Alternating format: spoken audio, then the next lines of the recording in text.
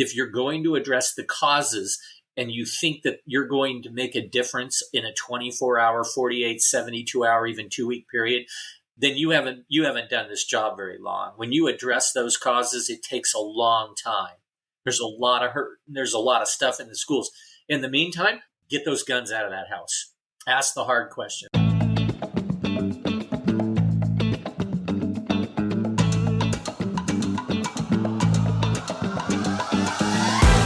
What's going on, everybody? Welcome to Season 2 of the Liberal Gun Owners Lens podcast. I am Miyanovich, and I will be your pilot on an unprecedented ride through the most innovative and forward-thinking analysis of the relationship between humans and guns on planet Earth.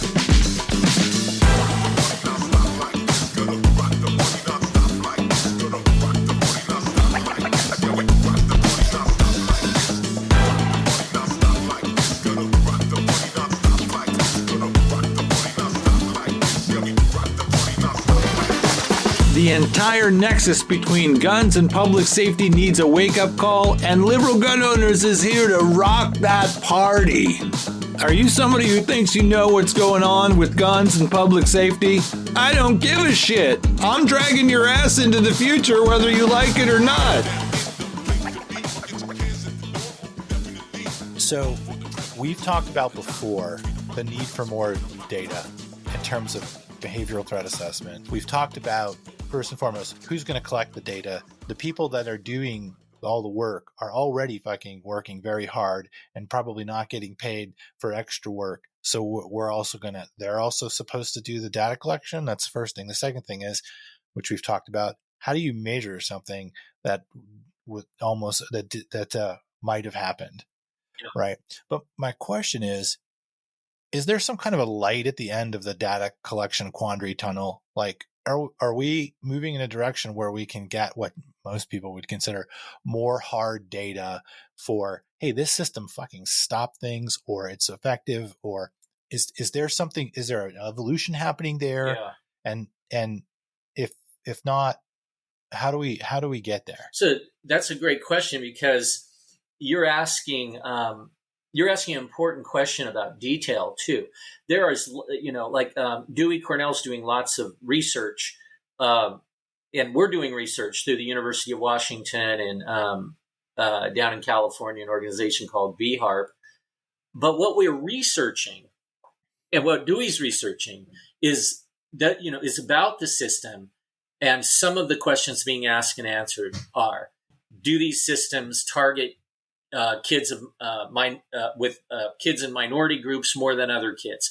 Do they lead to more expulsions? What is the perception of staff members as far as the safety of the school? Do they think the school is safer? Do the interventions lead to non-expulsion and trauma-informed care? And what I can say is there's a lot of that, and you're going to see several articles come out on the Salem-Kaiser Cascade model that will be very supportive of the model, that it doesn't do those things, and it does lead to trauma-informed care and connections. And that information that I'm seeing right now in its raw form is very hopeful. The data will also look at the effectiveness of trainings and educating people about risk factors and what to look for. But what is really hard to do is determine whether something would have happened with or without a system. I mean, the way to do that, which you cannot do, is to set it up in 100 schools here, and in like demographics and other 100 schools, you don't allow that, and see who has the shootings. Well, hell, you can't do that, nor would we ever want to do that, right? But right. As close as we're getting to that is Reed Malloy's work with any number of his associates, where he has isolated smaller groups of youth or young people who said they were gonna do it, and they were close, kind of 11th hour stuff. And he's looked at the risk factors that are present in their lives and what stopped them. And I think Reed and Steve White and some of these people working with Reed and Steve are probably the closest to creating a science out of behavioral threat assessment, which is currently an art. So right. we know these risk factors exist, and so we look for them and we intervene. But we don't have the scientific or empirical data that says this 9 people would have died at this school if this BTA system hadn't have been there. There's no way to do that. But I will tell you, there's anecdotal data. There are a number of cases that have been tracked that, again, people said, yeah, I was there, but this happened and stopped me. The one case that probably illustrates that to date is still the best case, is the Eric Ayala case that Mark Fulman writes about, that Tom Junod wrote about in Esquire magazine. And Eric Ayala was his name. He's deceased now. He shot himself after he shot some kids in a disco. Now, Eric was one of my kids, and he was thinking of doing this in high school and taking his own life. This is public record, so I'm not betraying anyone here. I like to use this as an example of what works. And our system picked him up immediately, wrapped that kid up after a suicide attempt, by the way, that should have killed him. We wrapped that kid up with connection and 100% people in his life, mentors, and we moved him a long ways from his thinking and got him to where when he graduated, we were still a little concerned about self-harm, but he had moved completely off of wanting to harm other people because of his suffering. And he went on to have a pretty good job. We didn't just stop when he graduated. We kept a mentor in his life, the same mentor in high school. My boss, whose son was his good friend, continued to check in with him. And we did that for about 2-3 years. And then he moved to Portland. And Portland did not have threat assessment teams at this time, but Dave Okada placed a phone call to the police down there and just said, we want to tell you about a kid who's doing well. But at the same time, this is kind of an officer alert. This is not a tackle him and getting his shit. This is keep communications lines open with this young man. And that didn't happen. This is Portland, big city. Eric went into hibernation, lost his job, lost his financial support, gave all of his stuff away, bought a gun, and conducted the exact same kind of shooting that he was talking about in high school. Only this was at a underage, under 21 disco in Portland, and then shot himself. And so, as an anecdote, we believe we stopped that because he was on track to do that. He was determined to do that and then take his own life in high school. Would he have done it for sure? Have no idea. But I'll tell you, all the risk factors were there. And the fact that he returned to that way of thinking when he cycled into the darkness of being completely alone and began despising and hating the pretty people, the beautiful people, again, as the sources of his own angst, tells me that we probably did stop it. And that's why that case is highlighted in Trigger Points and the article in Esquire by Tom Junod. Both are great, depictions of the circumstances and the people that were involved. Yeah. And this is why nuance and not absolutism probably matters too, because most people would look at that in America and say, well, student threat assessment didn't do shit. He ended up killing all those people. Salem Kaiser ended up not doing shit. But that's the roughness and sort of the grossness of this. Yeah. Is it's muddier than people want to. The people are willing to, and they're not willing to embrace it as a muddy fight. Yeah, and it is. Right. And I think, the answer to that is it did work because while he was in our program and in our community, he made progress. When he was in a community that didn't have the program and the supports and the connections and the mentors, he cycled back down. So Eric was not cured. And I would say there are many kids we've worked with that I could say were cured. In other words, we got them off the mark and moved them off the continuum. And later when they graduate, they kind of like, that was really an asshole thing of me to do. I caused a lot of problems. And there is a great interview with Mishka on NPR, right? You've heard that with Ritu Chatterjee. And he's a kid I worked with who says, I was making mistakes.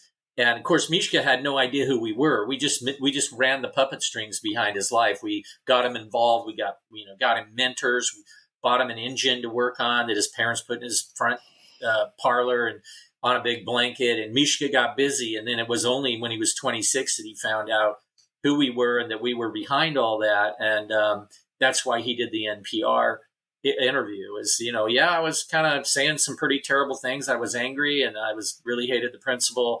I didn't know all these people were involved in my life doing all these good things. I just thought all of a sudden people liked me and they were going to help me with my math, But Mishka is a productive member of the community, working member in a violence prevention job, so kind of cool that, you do see those kinds of results. Yeah, and they are there. I think what I wanted to get to maybe with that question, the initial question was, I think for us to have the right mindset, we need to take the thing that society would expect from us. And that is, I want the data that says we stopped 10 school shootings. Yeah. Okay. That's not going to happen. That's not going to happen. We'll have indications. We have anecdotal evidence. Back to Homo sapiens, we've made it through some tough shit without longitudinal studies. Like, it's not like I can see in the academic circles and the intellectual circles, this like worship of data, study related data, as if anecdotal data can't save our ass or isn't completely fucking necessary in the now. Like, I've just learned that over the past couple of years. My God, we're not going to make it without, we're storytelling and story believing people. Yeah. Then that's sort of what anecdotal evidence is. It's stories. It's the story. So we need it. And I think for mass shootings in general, but school shootings, we are fucked if we don't stop this thing with, well, we need the longitudinal study. We need this kind of study. Where's the data? When people are saying, where's the data? They want to know, we're going to wait for fucking papers. And then this phenomenon is going to be ramming it up our ass. Well, the irony of that is they say we want the data. And you say, well, this program is evidence-based. And they go, okay, good, I'm in. They don't say, what is the evidence of? And I just gave you the example of the research that Syst is doing and Virginia model and Salem Kaiser Cascade. None of those evidence-based studies say that it stopped a killing. They say we're not targeting kids with in marginalized groups, and we're not expelling kids because of this program. In fact, our program decreases expulsions. Those are the evidence. That's the evidence that it works in those areas. But it's funny how quickly in the world of education and government work and even higher ed, people will go, oh, well, as long as it's an evidence-based program, we'll do it. And I love to say, do you want to know what the evidence is? Well, yeah, the evidence is, let me tell you what the evidence is. It's good stuff. But I want to be very clear with you. I don't have evidence. I do not have scientific evidence that this stopped school shootings. I can tell you, I know a lot of kids that were close to doing it, thinking about it, and we did stop that. Would they have pulled the trigger? Who knows? And there is no BTA program that has that evidence or is even trying to figure that out. Reed is working on that, and we're all trusting, because his work has always been exemplary, that it will continue to be. And then we'll make sure that Reed's work gets infused into our system. That's how I've always done it. I take Reed Malloy's work, the Safe School Initiative, and the FBI's work, and that's what I use to build my system. Yeah. I think it's sobering but important to realize, again, stories. People don't realize that these things are stopped regularly. Whatever we want to say stop. There's interventions that are effective regularly. And yeah. we would likely be seeing more events if this were not the case. So that's sort of awesome and scary at the same time, because as you said the last time we were together, the 3-year average is still staying the same. The other mass shootings are up threefold. Yeah. At least in K-12, we're not following the trend of threefold. I mean, that's the good news. Bad news is we're still having the school shootings at the same rates as we were having them in the early aughts. and that Yes. hasn't decreased. Yes, but we would probably be seeing more. That is something I can intuitively tell you is we would definitely we would be more congruent with what's happened outside of schools. They may not have tripled, but they would have probably increased at a rate that would be pretty terrifying. It's already terrifying as it is, but. Yeah. I personally know of cases that I've worked with or Courtney's worked with where we are at the end of that day really glad a teacher, a parent, or another student made a tiny little report about a weird thing that was said. And then we get into it, and this kid is a week away from making a very bad decision. I want to talk about a couple of things. What about school systems where so this is something that Eddie Davenport and I were just discussing. School systems that are reticent to take on either a BTA system or to improve the one that they have. So let's say there's either a mandate and John Van Dreal is going somewhere because there's a state mandate and they are like, well, we're going to hire this guy Van Dreal to come up and talk to us. And you go to it, and it's probably more likely a rural school, although maybe it doesn't matter. But they're just doing it because they have to. They're not really down. They're going to kind of have it, but they're not going to really run it or improve it. Or they're just don't want to, they're just going to barely do it because there's reticence to change, right? I know you've come up across this a little bit. We've talked about it before, but this is something that Eddie Davenport and I have talked about. Like, what the fuck do you do? What do you do with a school or a school district that kind of wants it, but they kind of don't. They kind of have to, but they don't. They're not going to. Where's the line where you go, this is a waste of time? Like, do you have experiences with this kind of stuff, and what do you do? I do have experiences with this stuff, and so there's one reason that happens, and that is because some of them believe they will actually have greater liability if they build a system, and that is a complete line of shit. If that happens and they ask for my opinion, I ask them to include their risk manager, or if they contract with a risk management agency or a state agency, could we include risk managers in the conversation?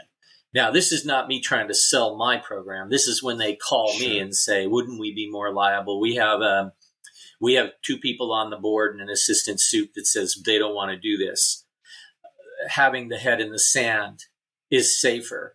And so the conversation then goes something like this. Oh, let me tell you the second reason. The second reason is because they're overwhelmed and they're like, we already have 9 things to do we can't get to.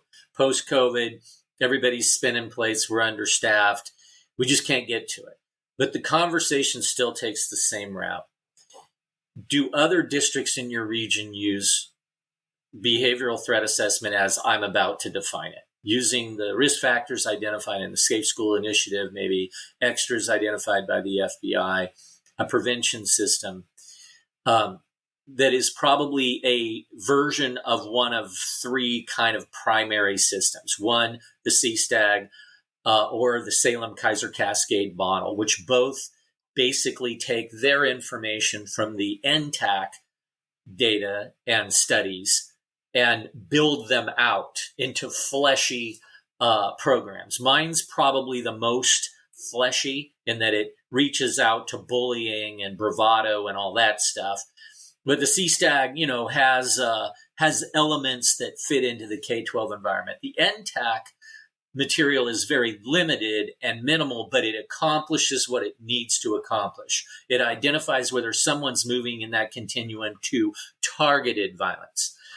Where mine kind of goes further as I realize how many referrals come in, and you still got to address the bully and the reactive kid if you're going to be in a K-12 environment. So a lot of the people that get trained on the NTAC end up adding the Salem-Kaiser material. But those 3, does this school district have that, or are you surrounded by districts or in a region that has that? Because if you are surrounded or have schools in your region who use it, then you are subject to the standard of care argument.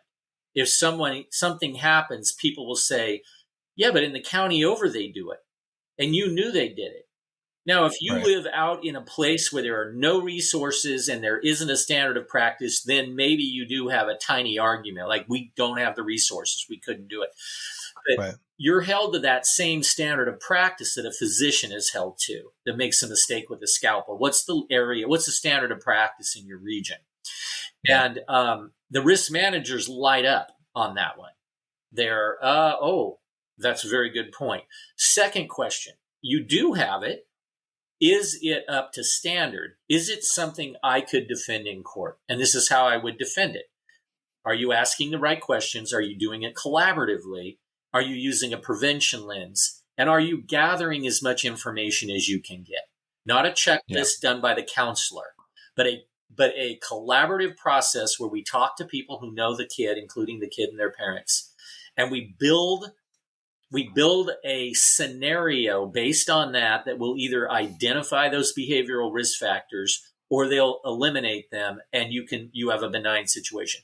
If they have at least that much, then I can defend them. If they say, no, we have a checklist, the counselor goes through this checklist, then I would say, where's your risk manager on this? You're not using something that someone like me could defend in court. And when I defend it in court, I bring with me all of my sources. And those are the sources you want on your side. Yeah.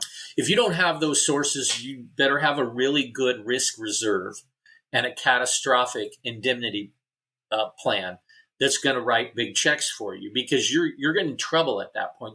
There are very few places left in this country where there isn't some form of this being used. And so if you don't have something going that's defensible, it's time to get on board. It absolutely is. And then the mandates are coming out as well. Yeah. And I'm not going to ask if you've ever said this or given advice, but do you know about, in the threat assessment space, anyone that has ever said something about a school district which was like, that place is a complete fucking waste of time? Like, are there places like that? Have people had those sentiments like, those cats aren't even going to try, or they kind of are indicating that they might, but holy shit, is that a waste of time? Less and less. Okay. But it used to be, we even had neighbors down I-5 in a district that had a school shooting, was next to a district that had a very terrible school shooting, and they had their heads in the sand until 2018. And they are an hour south of us. The epicenter, the first threat assessment for students, Salem, Oregon, the gold standard is big time. Next door to them. And they were the ones that would say, nope, we're not doing it. It's going to make us more liable and blah, blah. And I used to just bite in the conversation. Like, I don't even want to be on a phone call with you right now because I don't want you quoting me. Yeah. And then they came around, and they've got a very good, they've gone through some struggles in the last COVID years, but they've got a pretty good model. So one of the things that you address in this book, I'm sure that it's addressed in some way in the first book, but you talk about the school to prison pipeline. Yeah. A lot of people might not even know what the school to prison pipeline concept is. Can you define it and talk to me about your experience with it? And its history and reality in the United States. Sure. It does exist in certain areas and regions. I think it is a term liberally used by a lot of folks politically who don't know what it means, first of all. So I'll go ahead and define it. The school to prison pipeline is generally when the discipline structure of the school is geared to expel kids, arrest kids, and get them out, generally to detention or move them on. And they rely more heavily on their SROs and their police as disciplinarians, which is not the job at all of SROs and police in the schools. They are not there to help with school discipline. Absolutely. And hard stop, period. That's not their job. They shouldn't be doing that. But in a school to prison pipeline organization, the administration or the teachers are very quick to call the SRO in to grab a kid who's misbehaving in class arrest them or be part of the detention process. And what that does, it does a couple different things. It routes kids to detention, and it increases the cost of the care for that kid is far more expensive in detention and juvie than in school. But it also places a role on law enforcement that shouldn't be on law enforcement. And you have police officers that will very quickly step up and be that person because they love to do the perp walk. Then you have police officers who don't want any part of it. Those are the police officers we try to hire who don't like to do perp walks, don't want to do a perp walk, do not want to arrest kids. So the school to prison pipeline can be a part of behavioral threat assessment systems if they're used that way, if they're used as a way to build a rap sheet. But they're not designed to do that. None of these questions are there to build an arrestable case. In fact, if you ask these questions early, there won't be anything arrest. It's not against the law for a kid to say, I hate this school so much, I could shoot it up. It's not against the law to say that and write it in a term paper. And if it is, it might be a discon. It would be a minor infraction. It's not against the law for that kid to draw a blueprint of the school with the bell schedules. It's not. But those things start to add up to be scary, and we try to stop that before that kid gets arrested. So a preventive behavioral threat assessment is the opposite of a school to prison pipeline. We don't want school shootings. We don't want kids expelled, and we don't want kids arrested. We want to keep them with us. We want to create better citizens and safer environments. That's the model. And that I'm not just saying that. It holds up. So a school to prison pipeline term is often broadly used anytime SROs are in schools or a part of a BTA program, or there's even a partnership with police as a part of the BTA program. The partnership with the police is so they can advise and help us on how to keep kids from being arrested. That's why the DA is on these teams. That's why juvenile justice is on these teams, because they don't want the caseloads. They want us to help them keep kids from being arrested in most of these programs. And good SRO programs are prevention programs. They're connection programs. They build relationships with police and kids that are positive. In a school to prison pipeline system, the students see the police as the enemy. They see them as the one that's in school to bust them, busted their dad, busted their friends, and sees them as the enemy. In a positive system, that's decreased down to just a few kids that have possibly been arrested or had members of their family arrested. But for the rest of the students, it's a positive mentorship, teaching experience, and there is a safety element to having the presence of a badge and a sworn officer on campus that can have an effect on decreasing kind of criminal behavior. Yeah, you need to have, so you're saying the system needs to have teeth at some point. Oh yeah, you do have to have the ability to make an arrest of a student who is bound and determined on Sunday night to bring guns on Monday morning. Now, what do you do with that kid after that arrest? That is where the BTA system should continue on. That's why we have so many agencies involved. If that student is detained and moves into supervision with the juvenile justice system, we're not done. We're helping that student. We're going to turn what is somewhat of a negative incarceration. We're going to try to turn that into a positive by building bridges back to the community, by adding supervision and mentorship, so that when that student comes back, the triggers aren't there that would cause that student to go to that level of despair again. So yes, the teeth have to be there. But, and are there examples of excessive softness too? Some people perhaps would have systems that are excessively soft.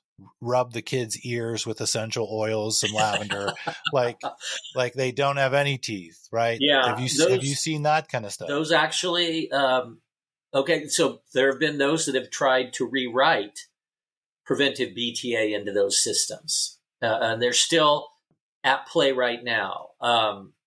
Some of this is happening in my own state, although less so. And what I think their intentions were good, and they were operating with some misunderstanding of what the school to prison pipeline is, and in their effort to avoid it, were going so far the other way that they were willing to miss and in fact avoid asking the absolutely essential important questions because they didn't want to hurt someone's feelings.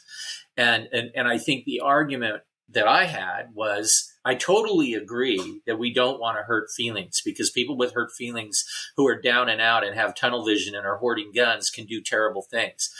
Yeah. But if a student is being bullied, and let's just build the worst case ever. This is a student who has been brave enough to come out with a sexual identity that's different than the one that they were given or have been using, and they're receiving a lot of pressure and teasing and harassment because of that. And they start thinking or talking about revenge, and we get involved.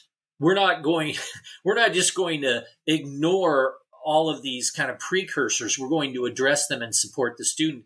But we still have to freaking know if that kid is trying to buy weapons online and cache them and has a plan and a list of people to kill. I feel for that student. I'm definitely going to support that student and build as much structure and support as I possibly can, and eliminate the harassment and the teasing, mostly through education. But by God, I'm going to get those guns out of that house, out of that cache, and I'm going to move that student off that pathway, because it is a pathway. This targeted violence very rarely doesn't have a motive that has a strong justification and a sense of moral high ground. It's their moral high ground. It's not always ours. So I'm not afraid to ask the questions. The movement that has happened in different regions of the country is we shouldn't even be asking those questions. We should be addressing the causes of the anger. Yeah, we definitely should be. We definitely should be asking those questions, because if you're going to address the causes and you think that you're going to make a difference in a 24-hour, 48, 72-hour, even 2-week period, then you haven't done this job very long. When you address those causes, it takes a long time. There's a lot of hurt. There's a lot of stuff in the schools. In the meantime, get those guns out of that house. Yeah. Ask the hard questions. And so I think we found a happy medium here. And then ironically, Salem, I'm proud of my school district for doing all of the work it's done over the years. And it gets good credit for that. But one of the things it didn't get any credit for is in 2014, 15, we started to build equity discussions and trauma-informed care and bias checks in our system. We started building those in. We didn't, go out there and put up a banner, look at us, we're progressive. We just did it. And then, these movements happened, and they were using older protocols and kind of sending a lot of criticism our way. And we just very quickly went, first of all, you need an updated protocol. Check this language out. And that helped, because they were using the school prison pipeline terms very broadly. They were binary thinkers. If you're not for me, you're against me, good, bad, black, white. And we were able to say, no, we are doing it. We're on the same page. We're on the same page. Yeah. But please don't put something, don't build a hurdle in front of our runner that doesn't need to be there. We need to get to those questions without obstruction. And as a part of those questions, we are going to attend to this kid's needs. Trust me, that's what it's built on. We absolutely want this kid to be successful, happy, and comfortable.